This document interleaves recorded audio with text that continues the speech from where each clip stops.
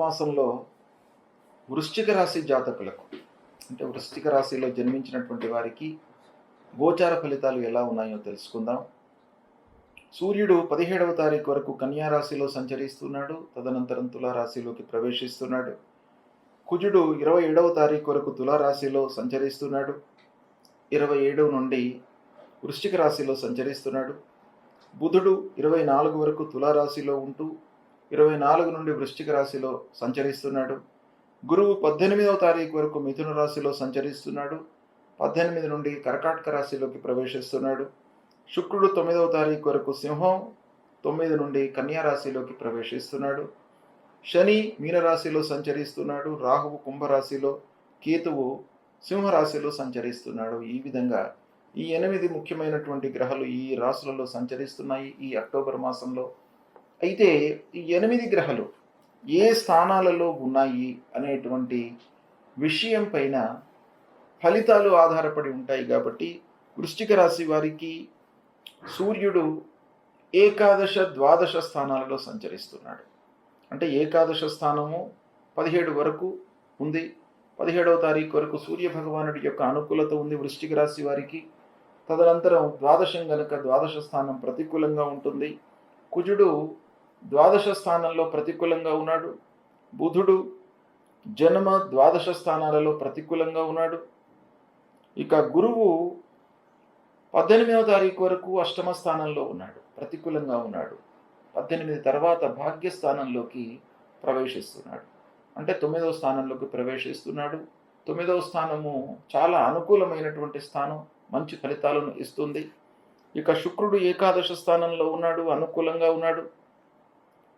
ప్రారంభంలో దశమంలో ఉన్నాడు, అది కొంత ప్రతికూలంగా ఉంటుంది. ఇక శనేశ్వరుడు పంచమ స్థానంలో ప్రతికూలంగా ఉన్నాడు. రాహువు అర్ధాష్టమ స్థానం, కేతువు దశమ స్థానం ప్రతికూలంగా ఉన్నారు. ఈ విధంగా ఈ స్థానాలలో ఈ 8 ముఖ్యమైనటువంటి గ్రహాలు సంచరిస్తున్నాయి. అయితే ఓవరాల్గా చూసినట్టయితే ఈ గ్రహాలు, రాసులు, స్థానాలను మనం దృష్టిలో పెట్టుకున్నట్టయితే ఈ మాసంలో గ్రహస్థితి మిశ్రమంగా ఉంది. అంటే గురువు మారడం మూలకంగా కొంత మిశ్రమైనటువంటి ఫలితాలు ఈ మాసంలో ఉన్నాయి. రెండవ భాగం లోపల ఈ మాసంలో అంటే 18 తర్వాత గురువు భాగ్యస్థానంలో అనుకూలంగా ఉన్నాడు. కాబట్టి కొంత అనుకూలత మనకు ఉంటూ మిశ్రమ ఫలితాలు ఉండే అవకాశాలు ఎక్కువగా ఉన్నాయి. అయితే ఫలితాలను మనం చూసినట్టయితే ఆకస్మికమైనటువంటి ఖర్చులు గోచరిస్తున్నాయి ఈ మాసంలో. అనుకోకుండా మీరు ఎక్స్పెక్ట్ చేయరు, ఏదో ఖర్చు ముందరికి వస్తుంది. రిపేర్స్ కానివ్వండి, మరమ్మతులు కానివ్వండి, ఇంకా ఏవైనా కూడా ఫైన్లు కట్టడం కానివ్వండి, ఇలాంటివి ఊహించినటువంటి ఖర్చులు ముందుకు రావడం మూలకంగా కొంత ఇబ్బందులను ఎదుర్కొంటారు. కాబట్టి మీరు ముఖ్యంగా ఈ మాసంలో ఖర్చులను నియంత్రించుకోవాలి. ఖర్చుల నియంత్రణ అనేటువంటిది చాలా ముఖ్యమైనటువంటి విషయం.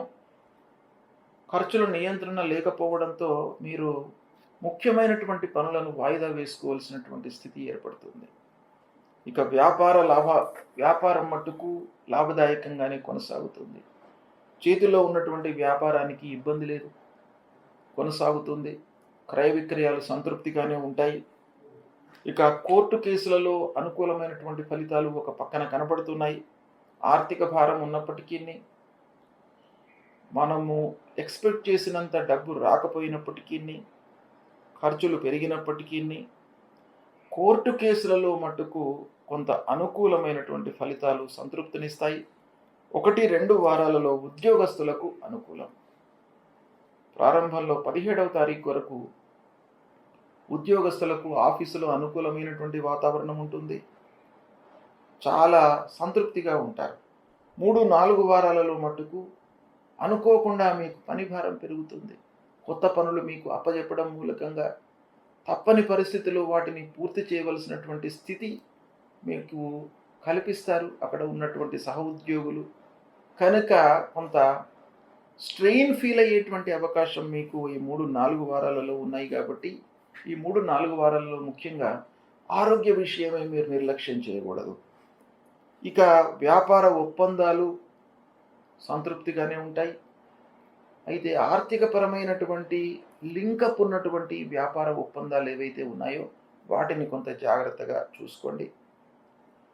ఇక డిస్ట్రిబ్యూషన్ రంగంలో ఉన్నటువంటి వారు వ్యాపారం చేస్తూ డిస్ట్రిబ్యూషన్స్ తీసి ఆ వృత్తిలో ఉన్నటువంటి వారికి కొంత అనుకూలమే కనబడుతుంది.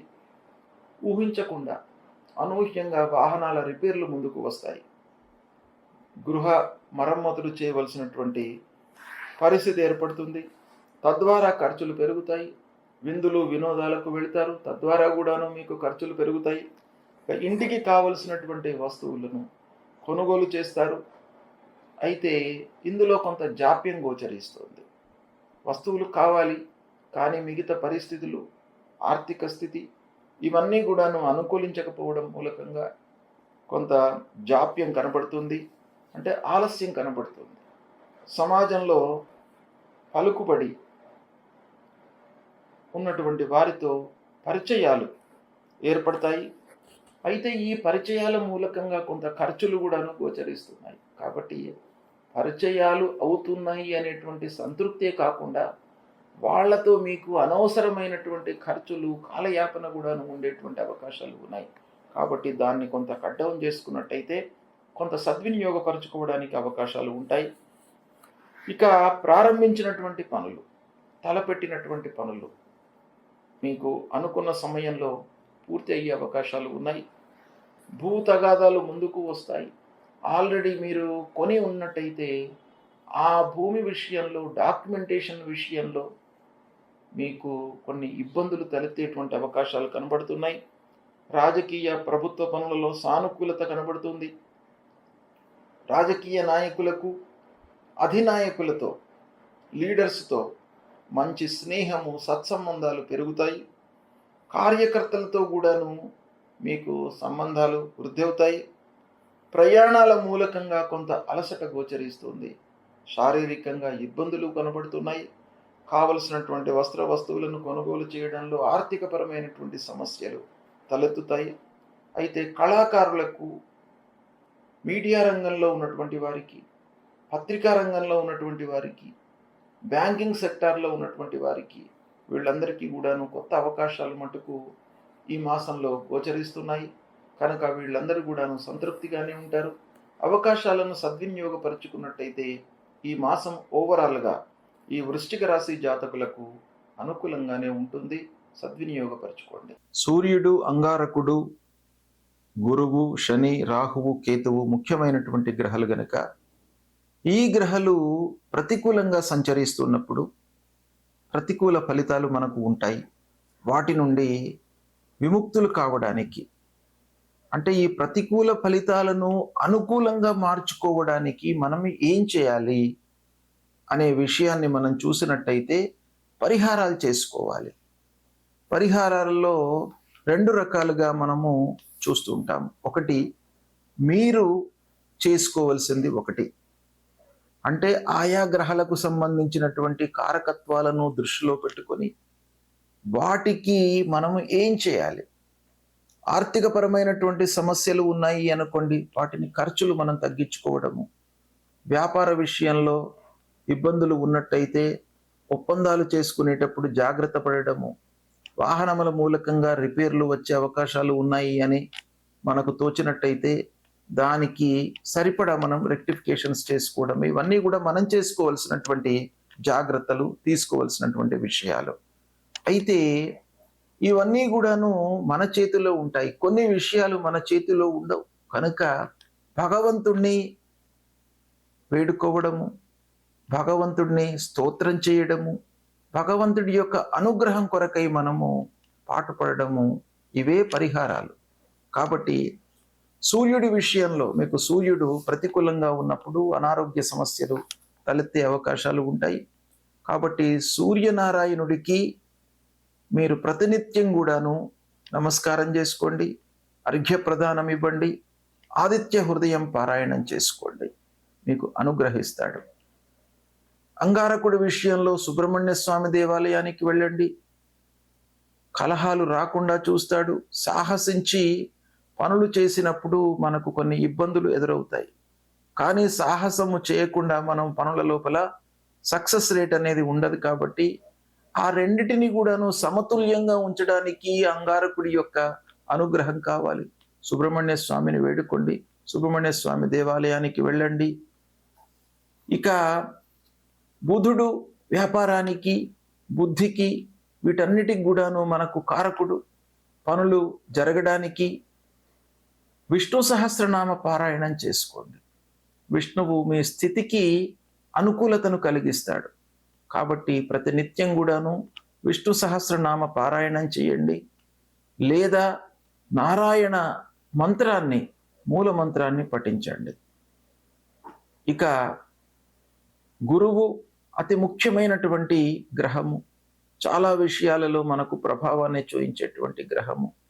అలాంటి గ్రహము ప్రతికూలంగా ఉన్నప్పుడు గురు విషయమై మూల మంత్రాన్ని జపించండి. దత్తాత్రేయ స్వామి దేవాలయానికి వెళ్ళండి. అన్నిటికంటే కూడాను ముఖ్యమైనటువంటిది తల్లిదండ్రులను సేవించండి. తల్లిదండ్రుల యొక్క సేవ మీకు శ్రీరామ రక్ష. కాబట్టి తల్లిదండ్రులను మీరు సేవించినట్టయితే, వాళ్ళ యొక్క అనుగ్రహము మీకు ఉన్నట్టయితే, ఆ గురు భగవానుడి యొక్క అనుగ్రహం కూడాను ఉంటుంది. తర్వాత గురువులను సేవించండి. ధార్మికమైనటువంటి ప్రవచనాలు చెప్తూ లోకంలో ఒక మంచిని, సన్మార్గాన్ని నిలపడానికి ప్రయత్నాలు చేస్తున్నటువంటి వారిని సేవించండి, దర్శించుకోండి. ముఖ్యంగా గురువు విషయం లోపల మీరు మూల మంత్రం అన్నిటికంటే చాలా ముఖ్యమైనది కాబట్టి అది చేయండి. ఇక శనీశ్వరుడి విషయంలో ఈనాటి శని ఉన్నప్పుడు, అర్ధాష్టమ స్థానంలో ఉన్నప్పుడు, అష్టమ స్థానంలో ఉన్నప్పుడు, సప్తమ స్థానంలో ఉన్నప్పుడు మనకు ప్రతికూలమైనటువంటి ఫలితాలు శని మూలకంగా కలుగుతాయి. గనక శని ప్రీత్యర్థమై శనికి సంబంధించినటువంటి మూల మంత్రాన్ని ప్రతినిత్యము చదువుకోండి. ఆంజనేయ స్వామి దేవాలయానికి వెళ్ళండి, 3 ప్రదక్షిణాలు చేసుకోండి. హనుమాన్ చాలీసా చదవండి. శనీశ్వరుడికి సంబంధించినటువంటి స్తోత్రాన్ని పారాయణం చేసుకోండి. నవగ్రహ స్తోత్ర పారాయణాన్ని చేయండి. ఈ విధంగా చేసినట్టయితే శని ప్రభావము తగ్గుతుంది. ఇక రాహు కేతువుల ప్రీత్యర్థమై అమ్మవారి దేవాలయానికి వెళ్ళండి, అమ్మవారిని సేవించండి. దుర్గామాత యొక్క అనుగ్రహం మూలకంగా రాహు ప్రభావం తగ్గుతుంది. తర్వాత గణపతిని స్మరించండి. గణపతిని స్మరించడం మూలకంగా మీకు ఆటంకాలు లేకుండా ఉంటాయి. కార్యాలు సాఫల్యంగా అనుకున్నటువంటి సమయంలో మీకు పూర్తి అయ్యే అవకాశాలు ఉంటాయి. కాబట్టి ఇలాంటివి పరిహారాలను మీరు పాటించినట్టయితే, ఓవరాల్గా మీరు పరిహారాలు చేసేటప్పుడు దైవ భక్తిని పెంచుకోండి. దైవం పైన మీరు నమ్మకాన్ని పెంచుకోండి. ఆ భగవంతుడి పైన నమ్మకాన్ని పెంచుకొని భగవంతుని దర్శించుకున్నట్టయితే, గురువులను ప్రేమించినట్టయితే, తల్లిదండ్రులకు సపర్యలు చేసినట్టయితే మీకు అన్నీ కూడాను అనుకూలిస్తాయి. కాబట్టి వీటిని మీరు పాటించండి. ఆ గ్రహాల యొక్క అనుగ్రహం మీకు లభిస్తుంది. శుభం.